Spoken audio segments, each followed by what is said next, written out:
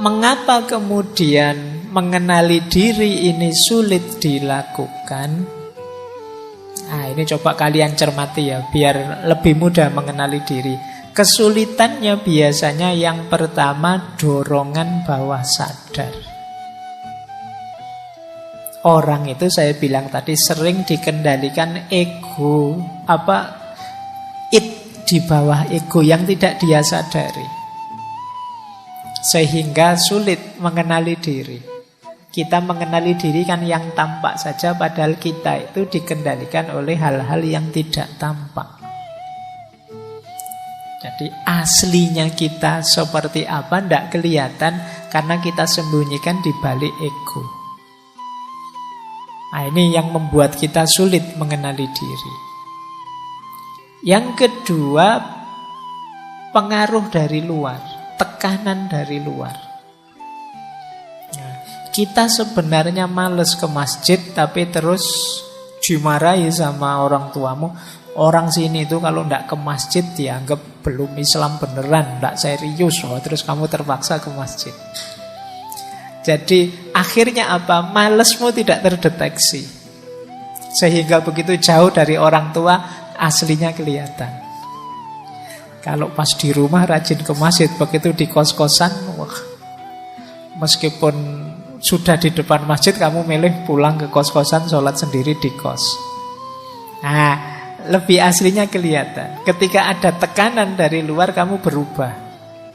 Sehingga aslimu terkubur. Ini yang bikin kita sulit. Yang ketiga, tentu saja karena emosi dan ambisi. Orang yang tidak bisa mengontrol emosinya atau punya ambisi yang tidak bisa dia kendalikan, itu akan menyulitkan orang mengenali dirinya. Dia akan merasa selalu benar saja, selalu baik saja.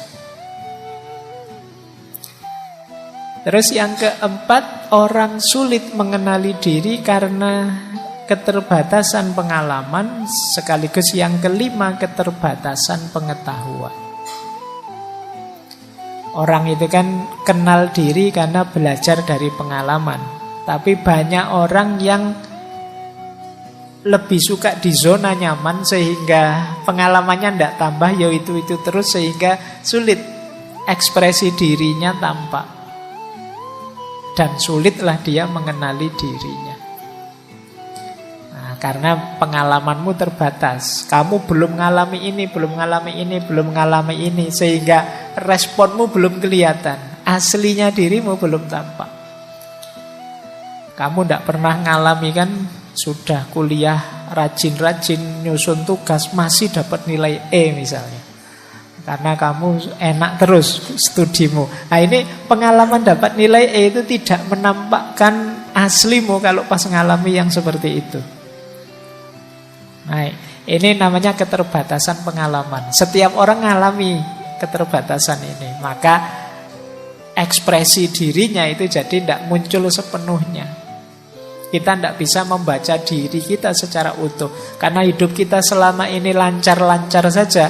Kita tidak tahu bahwa kalau begitu ngalami masalah yang sulit, kita ini bisa kalap loh misalnya. Kita ini bisa lepas kontrol loh. Kita tidak pernah begitu karena kita tidak pernah ngalami situasi yang membuat kita lepas kontrol. Kalau kita sebenarnya pernah ngalami, mungkin kita bisa baca, wah saya harus hati-hati nih kalau marah. Ternyata saya itu kalau marah ngeri ya. Lepas kontrol saya itu ternyata. Saya tidak pernah ngalami yang begitu. Baru kali ini saya sadar, saya sendiri baru tahu kalau marah itu ternyata aku semengerikan itu. Nah, kita tidak pernah ngalami itu, maka kita tidak tahu kita punya potensi begitu.